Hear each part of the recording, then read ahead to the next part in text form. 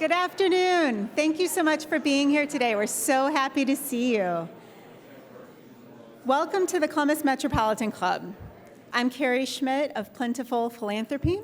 I'm also proud to be a lifetime member of CMC and serve on the Board of Trustees. And we're grateful to the Center for Human Kindness at the Columbus Foundation and the Columbus Dispatch for presenting today's live stream, which is being carried out on all of CMC's social media platforms. So let's thank those who have chosen to support the Columbus Metropolitan Club.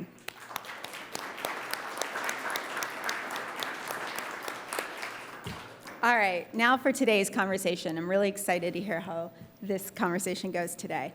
De-globalization and Made in the USA drive is causing a stunning reversal of the long decline of US-based manufacturing. And nowhere is that reversal more visible than here in Central Ohio. The vast scale of new investment is being called the manufacturing supercycle. It's transforming Rust Belt states like ours into breeding grounds for new high-tech factory jobs that will require entirely new workforce and skills. Today, we're excited to hear from our panel about Ohio's return to its role as a global manufacturing leader and the challenges that lie ahead for us as well.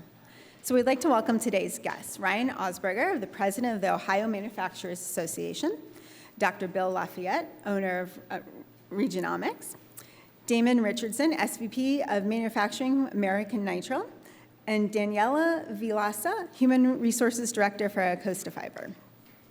And of course, our host, Doug Buchanan, Editor-in-Chief for Columbus Business First. You can read about today's panelists in your form flyers. I'm just about to throw it to you. And we look forward to today's conversation. All yours.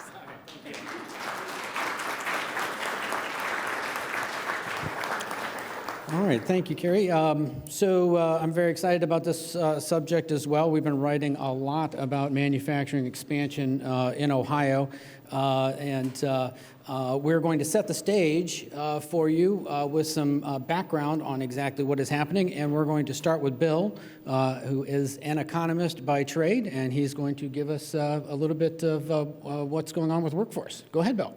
Well, thank you, Doug, and thank you all. I'm going to kick things off, as Doug says, with a real quick little lay of the land. To summarize what I'm going to tell you, manufacturing is critically important to Ohio's economy. We are holding our own, but there is at least one pretty troubling sign in all this. I'll get to that in a bit. Manufacturing employment has indeed had a turnaround. But that turnaround actually goes back to 2010. That employment growth, the employment growth that we've seen over the last 12 years, followed a decade that was not at all kind to manufacturing workers here or nationally. From the beginning of 2000 through the expansions ending in December 2007, U.S. manufacturing shed 3.5 million workers, a 20% decline. And then came the recession, which cost the nation another 2.3 million jobs.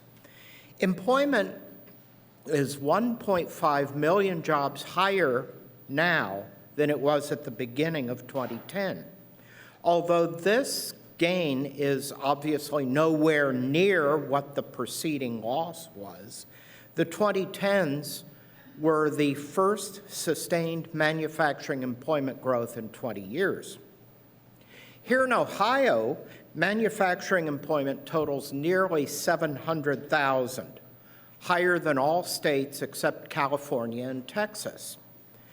That point's a little bit misleading, though, because states with bigger economies naturally have higher employment.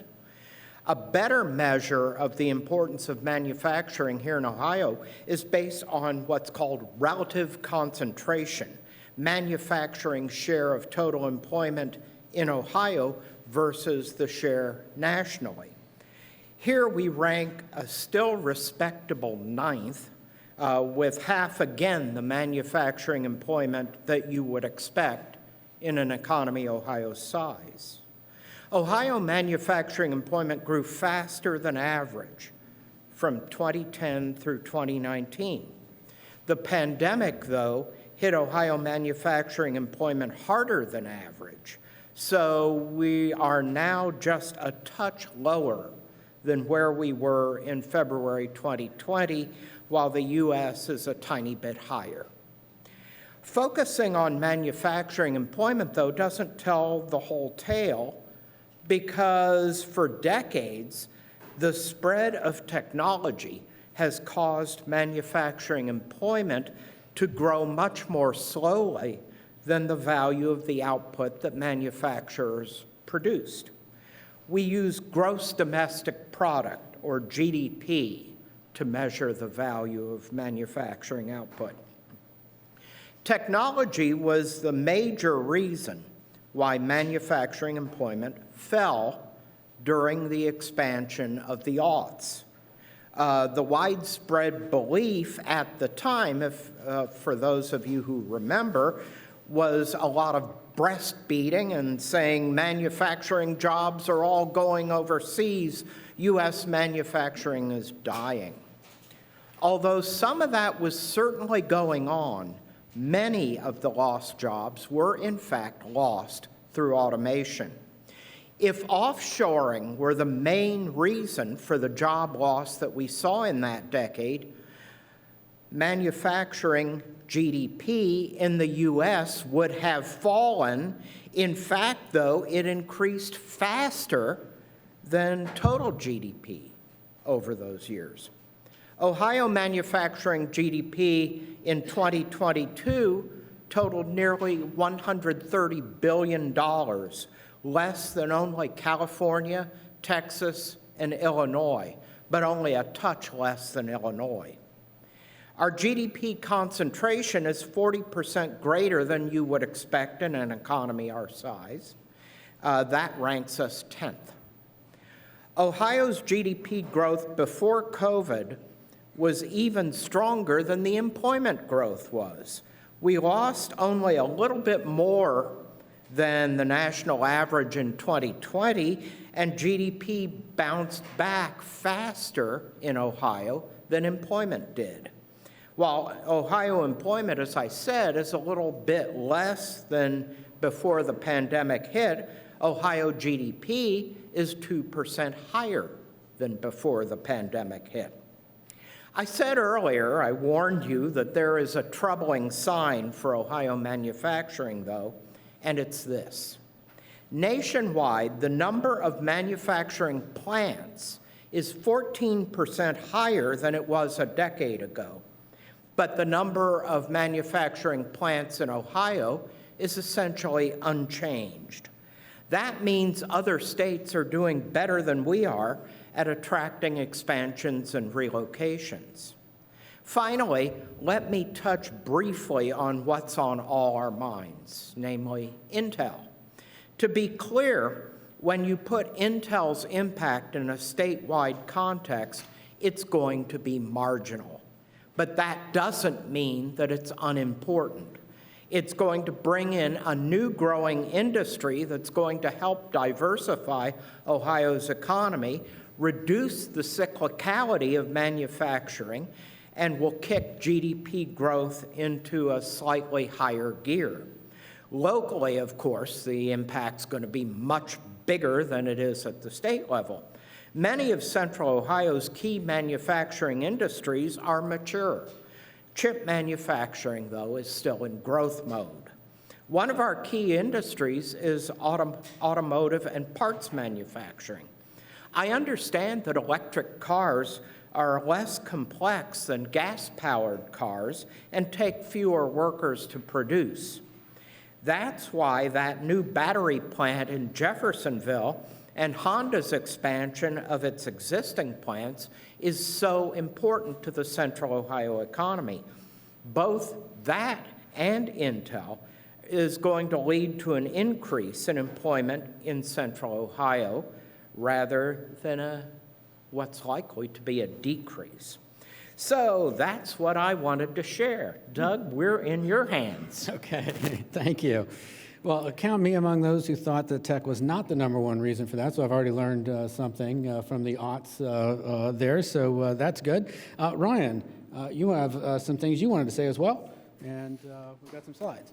There we go. All right, Ryan, go ahead. Thank you, Doug, and thanks to the Columbus Metropolitan Club, especially to the programming committee for highlighting manufacturing today. It's sometimes a quieter but a mighty industry, and so Bill's already touched on that. I'm going to augment what Bill said with some visual aids that we have here on the screen, just to paint the picture of what manufacturing looks like in Ohio. Here's our neighboring states. So Ohio is not a manufacturing state. It is the manufacturing state. The Great Lakes Midwestern region is the heartland of manufacturing in America, and Ohio is the hub of that all. So we are very fortunate. Two measuring sticks. Bill described both of them. Of course, he's an economist. And so we're an advocacy organization. We represent manufacturing companies, about 1,300 of them all across the state. They make everything from great cars to pizza rolls to paints and coatings and so many different products in between. We celebrate manufacturing. We advocate for manufacturing. We serve manufacturers. So we have to measure the health of manufacturing, as Bill just said. So by jobs, Ohio is third largest in the country, and nearly 700,000 jobs. That means about 17% of Ohio's workforce is employed in manufacturing. Central Ohio's somewhat more diverse than other regions of the state, where manufacturing may be more concentrated. But statewide, it's a juggernaut. And of course, with an average payroll of $70,000, these are family-sustaining jobs, great opportunities for people. Next slide measures by GDP. And $134 billion is the updated figure from the most recent quarter. That's $44 billion in growth over the past 10 years. So manufacturing is growing by a third over this last decade. And as Bill said, only California, Texas, and Illinois, just slightly with Illinois, have edged us out. We're confident that with the high-profile investments, Intel, Honda, many other EV and other lesser celebrated economic development news, that we're going to be outpacing Illinois and getting back to our historical #3 ranking by GDP very, very soon. And then next is what is Ohio doing? Given those stats, I think Ohio's situated pretty well for manufacturing. That's our association's stance.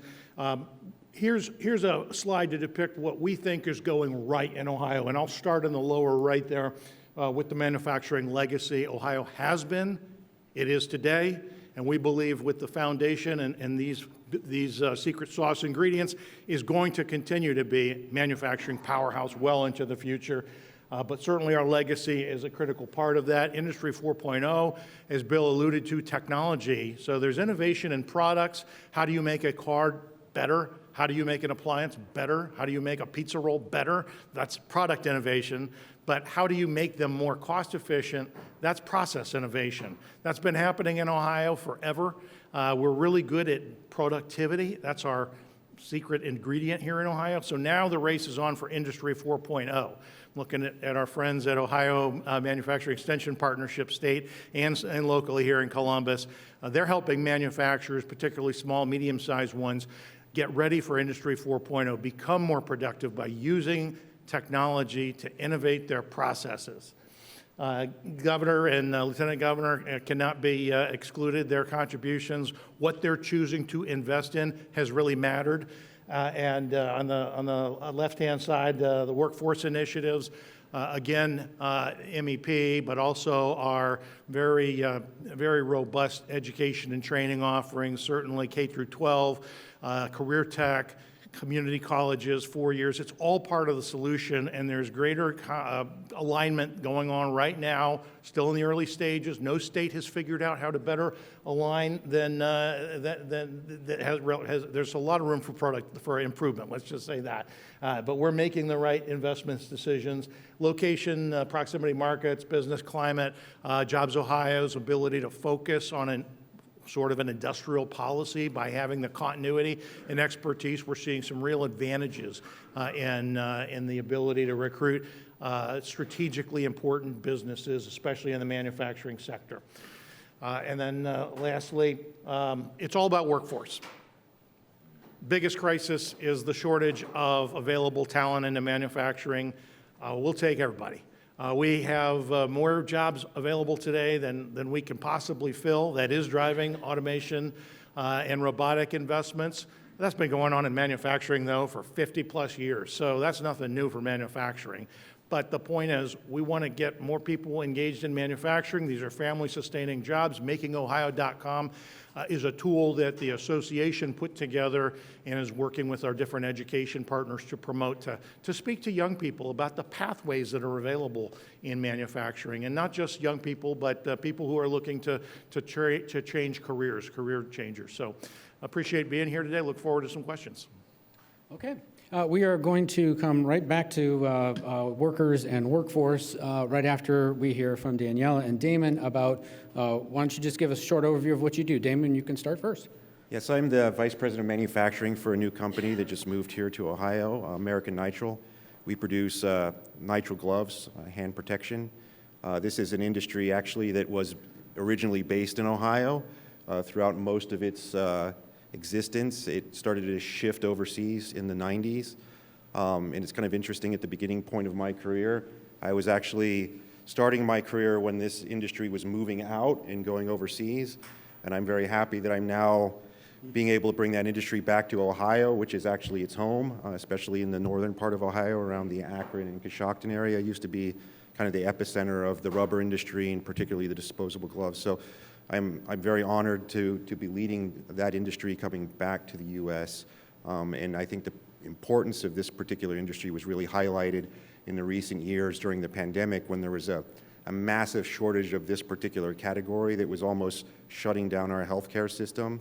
And our reliance upon critical items like this being manufactured overseas. And strangely, even though we're bringing some manufacturing back here, overall, we're actually in a far worse situation now than we were before the pandemic because of where this industry has shifted. It's pivoted where, at the beginning of the pandemic, 80% of this industry was basically in Malaysia.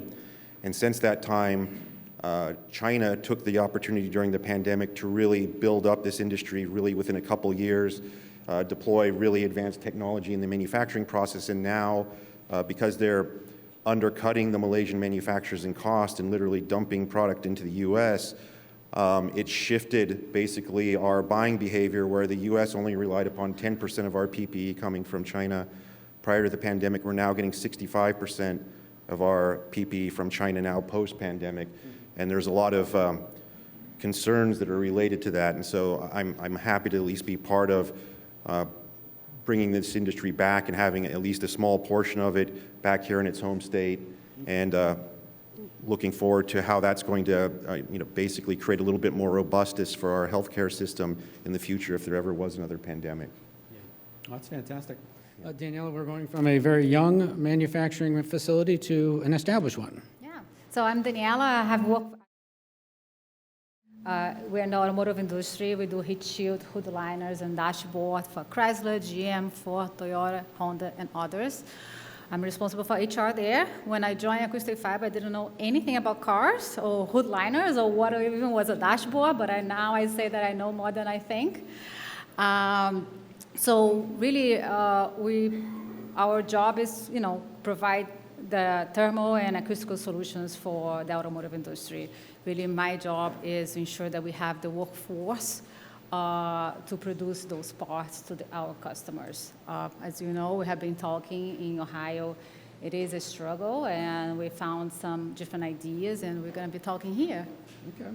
So, Daniela, how many employees do you have, and how many job openings do you have at the moment? Sure. In this location in Delaware, we are located in Delaware, we have about 400 employees. We tripled the size since I joined 7 years ago. So now I think we have about 20 to 30 openings on the production associate side. And if you were able to triple your workforce in that time, where did you find these mysterious workers? Well, so we all have to be creative. I'll say that we all have before COVID and after COVID. I remember in 2021, we're really struggling to find people. A lot of people left our facility because for higher paid jobs, $25 an hour and all that. So I start trying to call my former employees. to see if they want to come back or Okay. to see if they have a friend. So suddenly I was like, okay, one of them said, oh, I'm working in prison, so I'm doing well, getting $30 an hour. I said, okay, so I said, can you come here, let's talk at least. We have a supervision position open.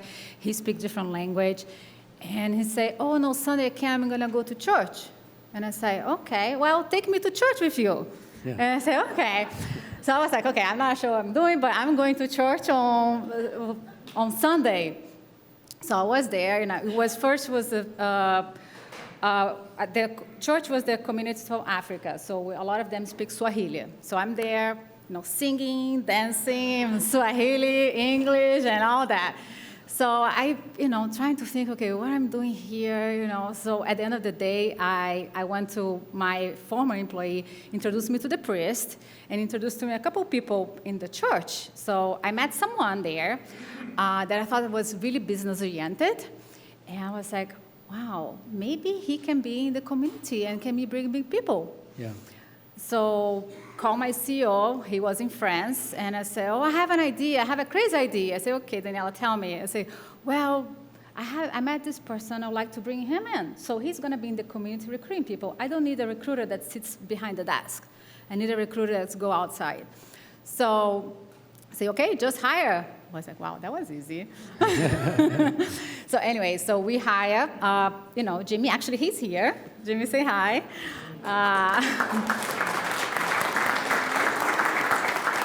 So he speaks 12 different languages. So we're able to increase our, refugee immigrant community.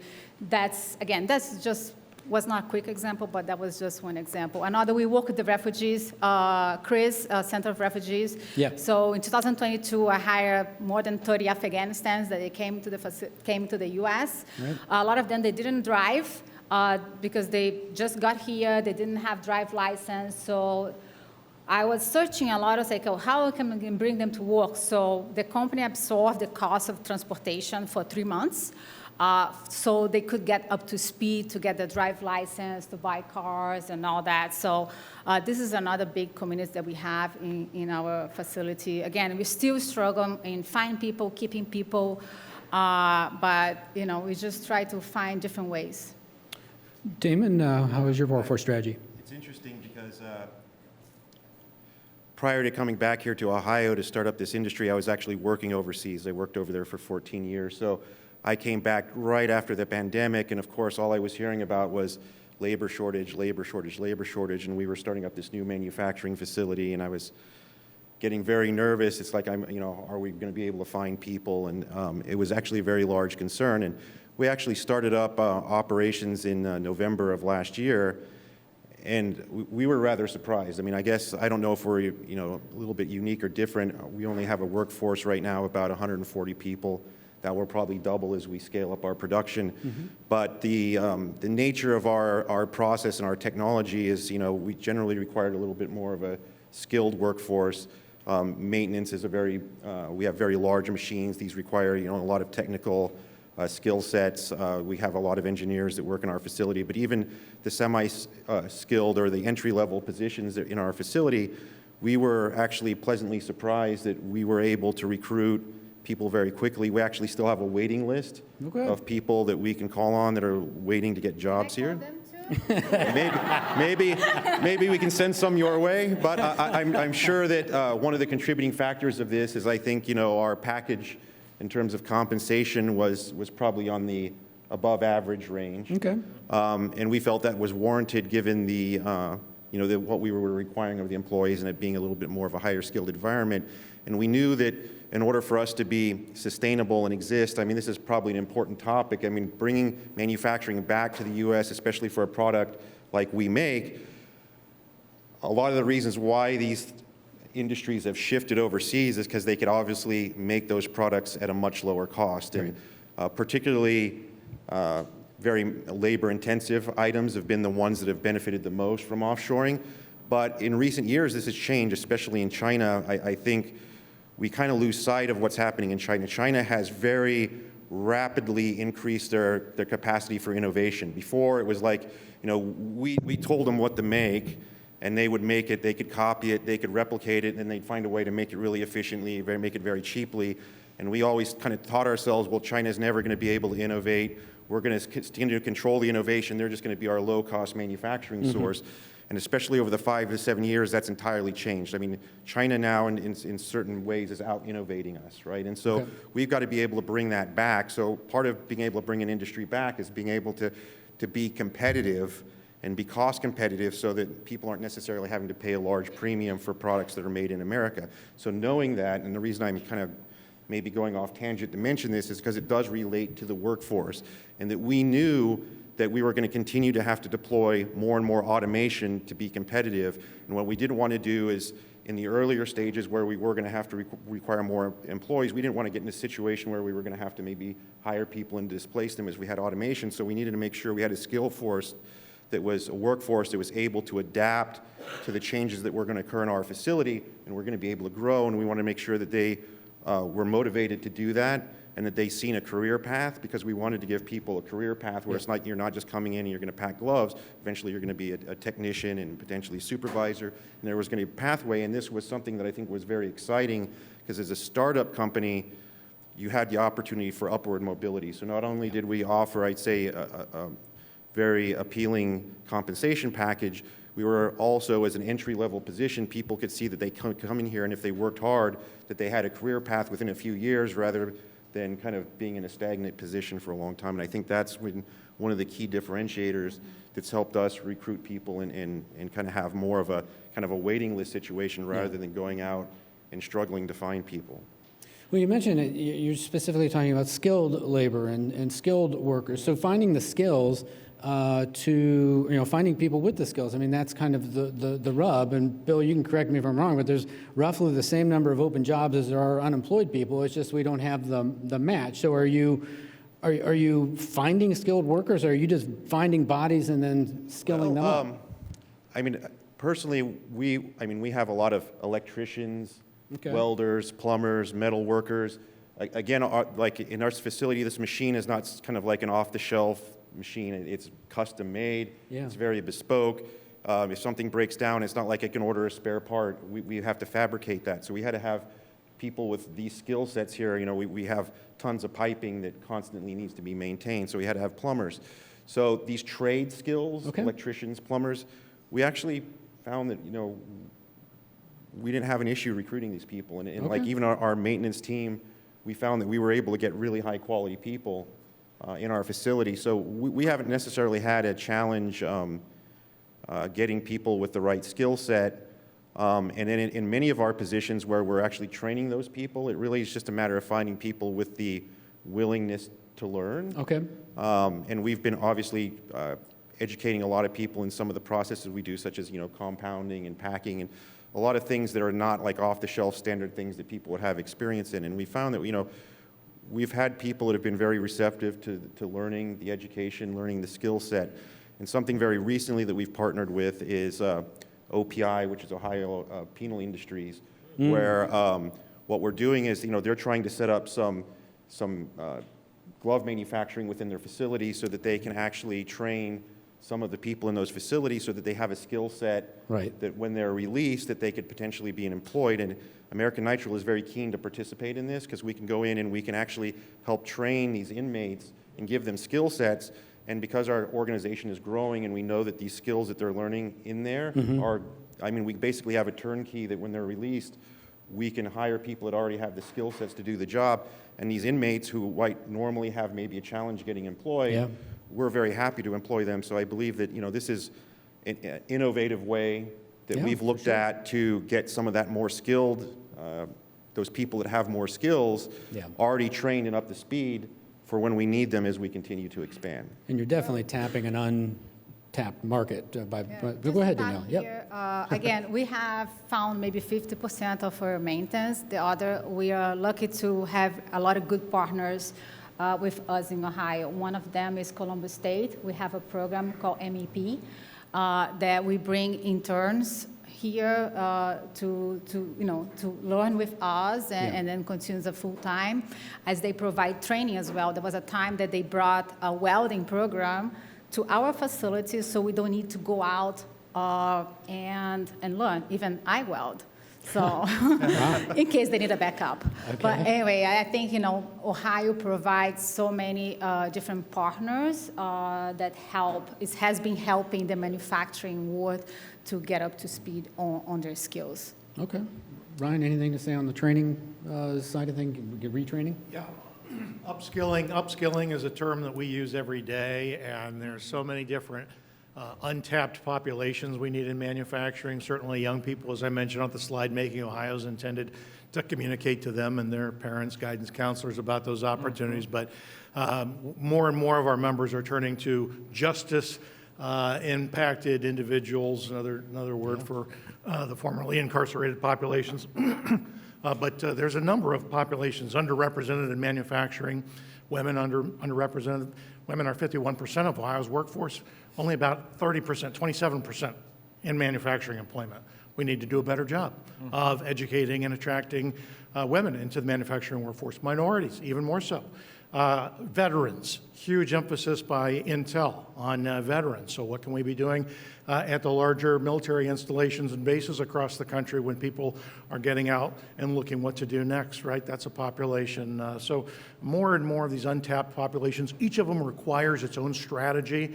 We're building some of those in Ohio together with the support, frankly, of Jobs Ohio and the Governor's Office of Workforce Transformation. But then it's up to manufacturers locally to draw down those tools and use them to make a difference and to solve the workforce challenge and improve it in their part of the state.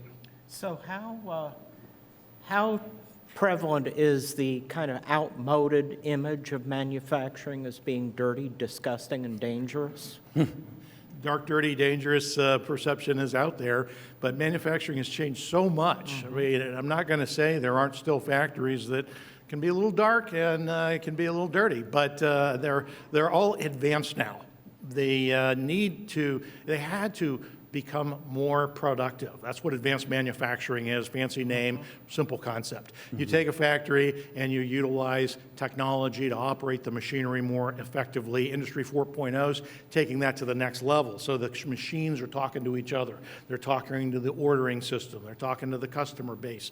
It's changing the job. So a steel mill, Ohio's number 2 in the production of steel, and then we use an awful lot of steel and everything that we make that goes into cars, trucks, appliances, so many things in between. Those steel mill plants, many of those mills are decades old. But now you go in and there's an operating room, control room, and it's highly air conditioned, heavily computed. Looks like something out of Star Trek or something. And you got engineers pushing all these buttons and visuals. And that's what manufacturing jobs are like today. Yeah, the production of steel still is indoor lightning, as I describe it, but it's completely different from what it was a generation ago. Bill, maybe this is a question for you, but do we have enough workers to sustain manufacturing growth? Like, is there some point where companies don't come here or we don't grow as much in this sector as we want to because we just don't have the workers? Well, that's something that I'm really, really worried about. Here in Ohio, as I'm sure most of you know, you go outside central Ohio, the population is falling. And to be honest, that's probably a major reason why Ohio's manufacturing employment growth isn't better than it is. The real worry that I have is that employers who can't find enough workers here are going to pack up and go someplace else where workforce isn't as big of a problem. And obviously that's a difficult, expensive thing to do, but as we all know, it does happen. Yeah. But where would those places exist, I guess, outside of Ohio? Again, maybe I share a little bit, and I kind of have a unique perspective, I guess, because, again, I've lived outside the U.S. up until the last couple of years, and so a lot of what I've been hearing in the media and seeing, when I came here, I found it wasn't necessarily syncing up. I mean, example, in our organization, With OSU being here, again, we require a lot of technical skill sets, a lot of engineers. I mean, we bring on interns from OSU. These guys work there every summer, and now we've actually started hiring them as they've graduated. And we're finding again that, you know, if you go out there and you look and you participate and pay Yeah. and participate in the community, that the skill is there and the workers are there. And if you're looking at a manufacturing job that's going to actually require a lot of, you know, manufacturing is requiring fewer and fewer people to do. It's going to require more and more people with advanced skill sets, and that's really the future, right? And so that's what we need to be focused on: is are we generating the right kind of worker for the factory of the future, as you've mentioned with your, you know, Industry 4.0, and I think that Ohio is really quite capable of doing that, and, you know, maybe to an even better degree than I've seen in other parts of the U.S. So when we say they're going to move to other locations, what are those locations that are doing a better job? And maybe you know that, and I don't. But I find that Ohio seems to be pretty competitive in that area for, I'd say, the factories of the future. Yeah, well, that's good to hear. Can I just Sure, go ahead. add? I'll say yes and no, because I think you have your big companies, your corporates that has a lot of technology, but also we have your mid-sized company and smaller company that sometimes the process is manual. You know, we don't need the high-skilled workers, but we still need workers. And I would say I live in Brazil, I live in Canada, I live in the US, in Tanzania. I have lived in 4 different countries, and I'll say in Ohio, we still need better transportation. We still need affordable housing. So we still need to continue to have that conversation because it's not all our workers come from OSU. Our workers have cars, you know, our workers have support in their family that has a daycare. Right. So we still, you know, I think this conversation is extremely important because we can't forget, you know, other companies that it's not high tech, right? But it still provides, you know, job and a salary to put food on the table for their families. Yeah, hallelujah to that. We're going to move to questions from our live stream and in-person audiences in just a moment. So if you have a question, please make your way to the microphone at the back now. And if you're watching online, please type your questions into the chat. Before we take audience questions, let me ask another question. Brian and maybe Bill, I want to talk about industrial policy. So the CHIPS Act incentivizes superconductors, and the Inflation Reduction Act incentivizes electronic vehicles and, you know, things like that. I feel like if governments were subsidizing industries in other countries, we would criticize that. So why do you support that, and why? We'll start with Ryan. Yeah, I'll jump in on that. Industrial policy, you know, we work mostly at the state government level, but federal government has much greater scale and ability to influence an industrial policy.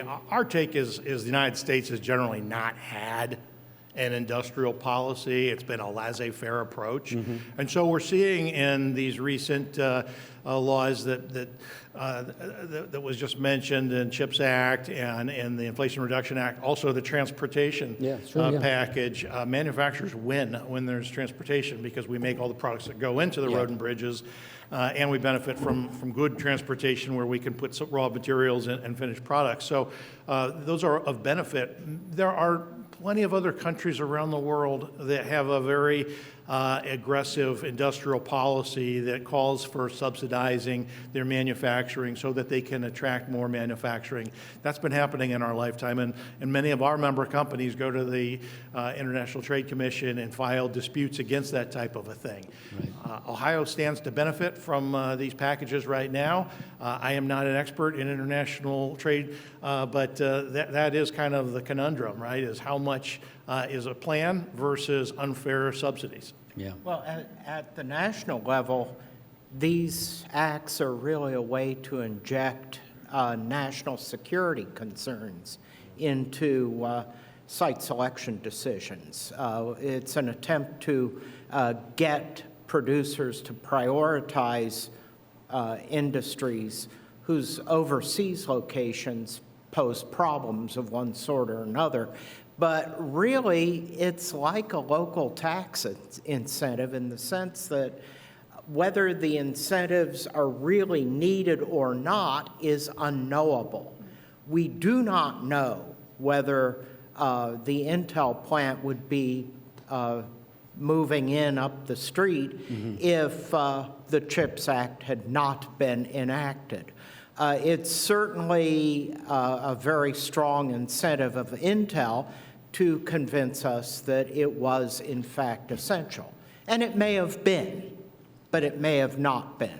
We simply do not know and cannot know. Bottom line, we got the project.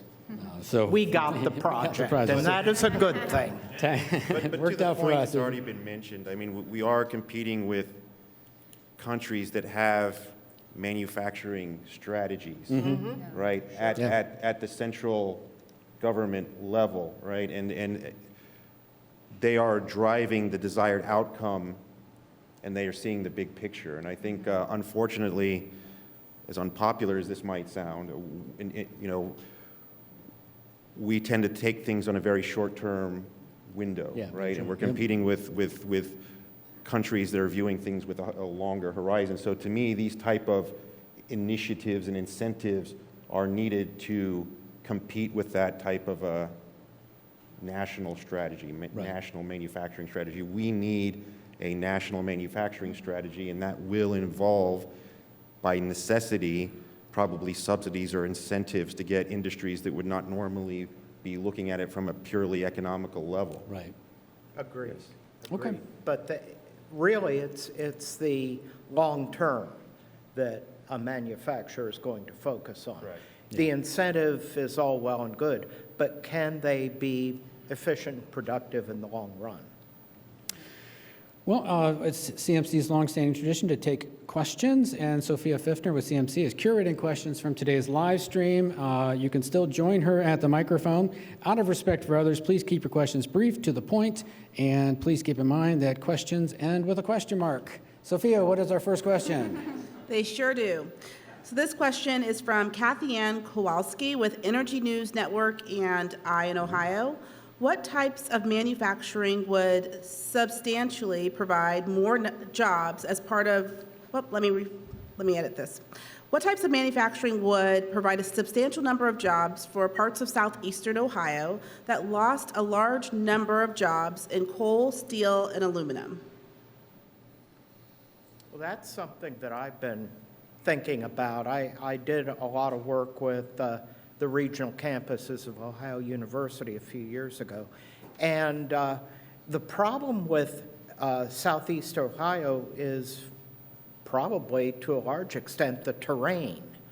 You cannot build a large manufacturing plant as easily there as you can in northwestern Ohio, which is very, very flat.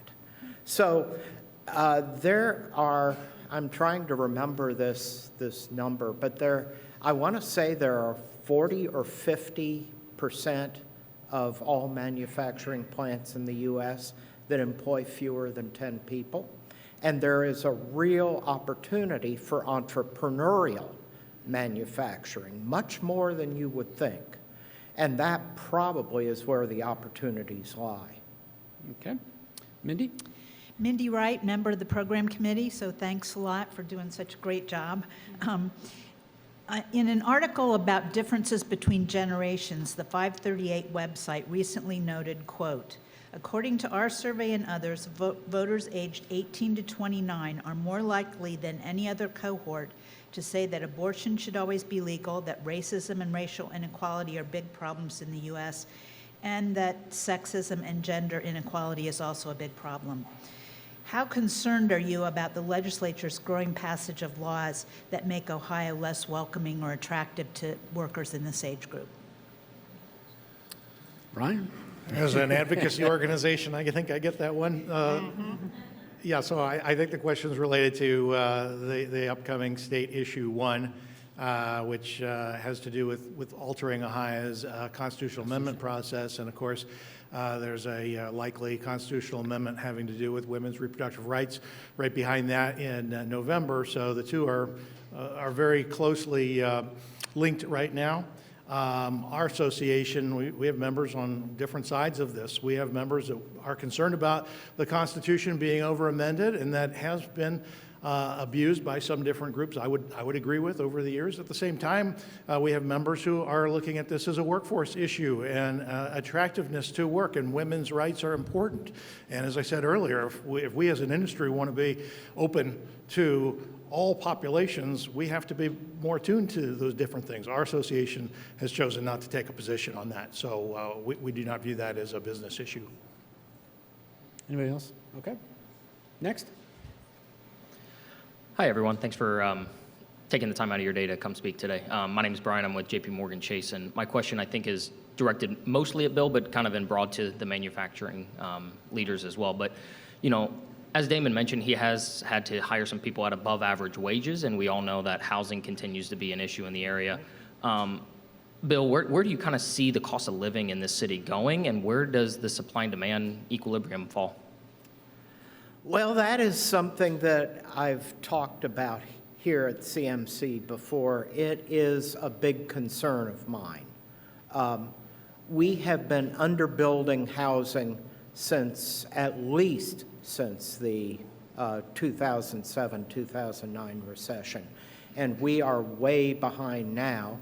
We're going to get thousands of new Intel workers, and the indirect jobs that will come along with that. I've done some work on that, and it's looking like something around 3 times the direct jobs. And so we need to crank things up, and we need to crank them up soon.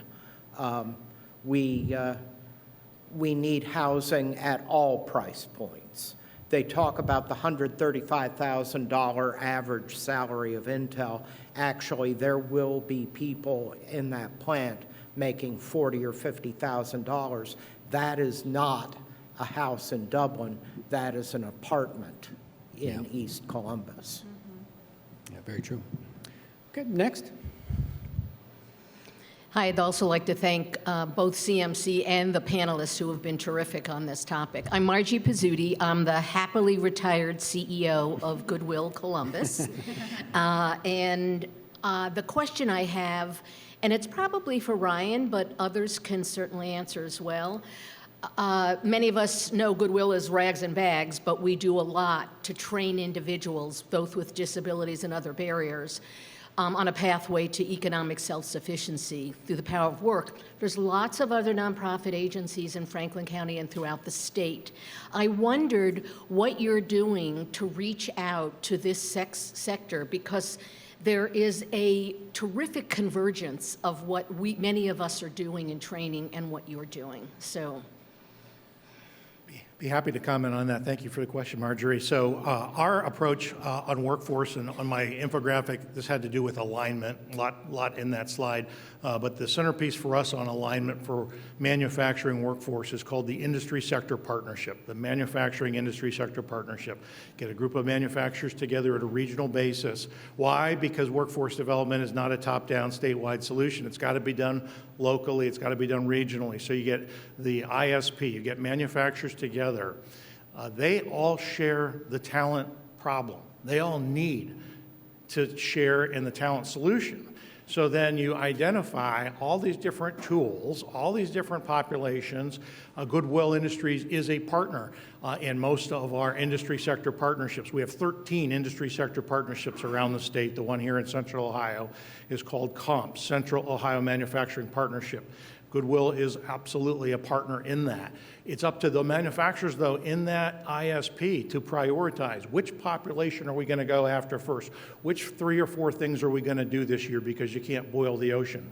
But Goodwill is already a very active partner with the manufacturing industry sector partnerships across the state. And there are many other organizations. It's not just talent, as was alluded to earlier. It's housing, it's transportation, it's social services, hunger security. All these issues are important to providing a workforce, because there's a wide range of manufacturing employment. In general, they're family-sustaining jobs, but certainly some are more lucrative than others.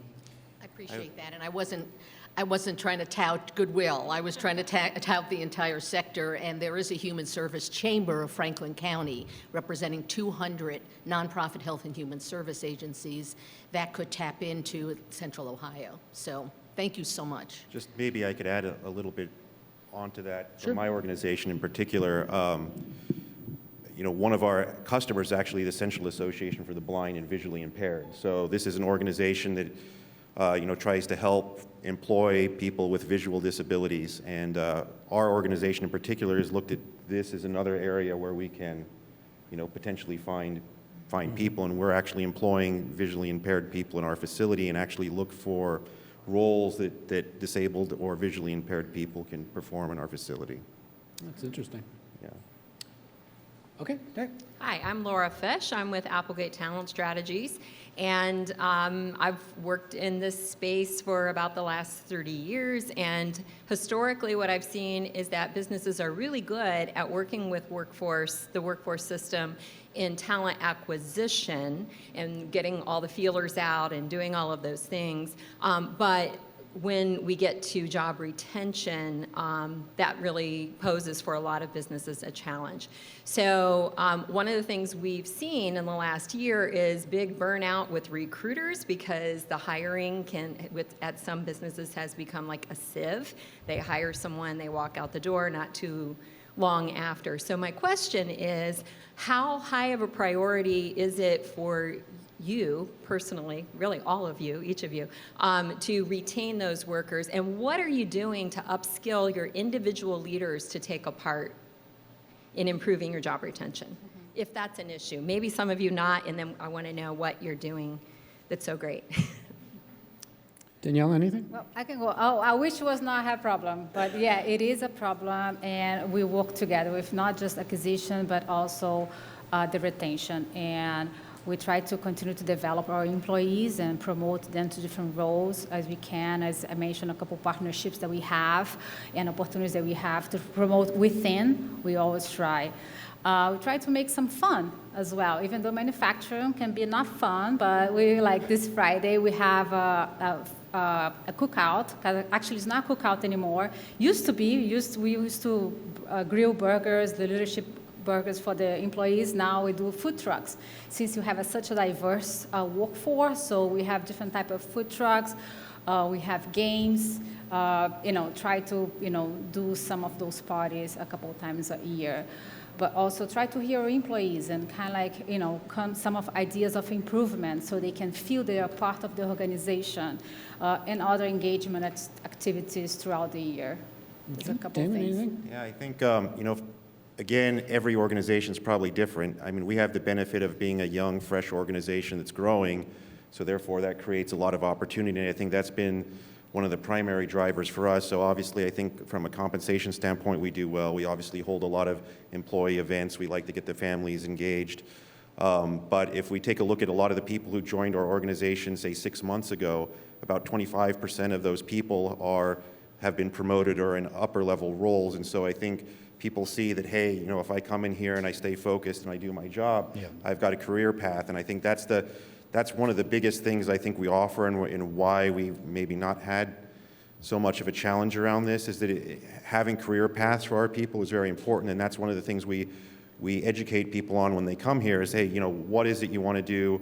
And let's see if we can get you in a role that lets you have a career path that may get you into something interesting. We've had people that came in as, say, like packaging operators that are now QC technicians or maybe analytical technicians in our lab. So this has been, I think, a big motivator for people because they've seen their peers be able to get more opportunities, and this has been a big help in our retention. Okay. We have time for one more question. Okay, thank you. Gene Krebs, former many things. My question is, what has been the surprising impact on manufacturing of electrical and other utility costs and reliability in this state? Thank you. Ryan? Yeah, I'd love to talk about that. You can't run a factory without reliable electricity and other energy inputs. We have had several, we're an advocacy organization. We care about the structural costs, and electricity is governed by state of Ohio law and regulation more than it is by the federal government. So state by state, you have different solutions to the way electricity is priced. We've had some concerns in Ohio. The ongoing House Bill 6 saga is indicative of that. So we need affordable, reliable electricity, other utilities as well. They're important for manufacturers. We, as a association representing manufacturers, are going to continue demanding for better affordability and better transparency and pricing of electricity. A lot of interesting public policy questions spiral out of it, but I'll leave it at that. Okay. Well, I wish we had more time, but it was time to wrap up, so I'm going to turn it back to Carrie Schmidt for concluding remarks. Carrie. Thank you.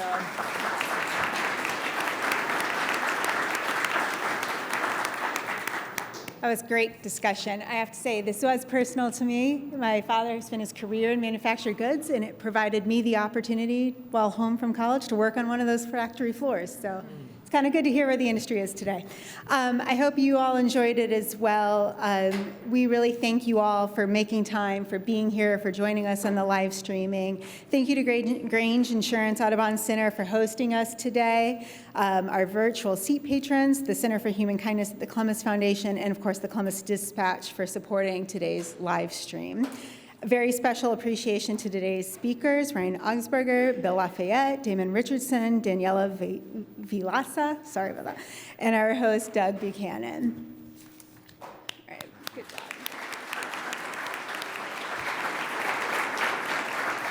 All right, let's do it again next week. So next week we will have another forum. The topic is preserving intellectual freedom in public libraries. It'll be right here again at the center. Also, please take a moment to answer the short survey that's in your forum flyers. And again, thank you for being here. We couldn't do these conversations without you being here. Thanks so much.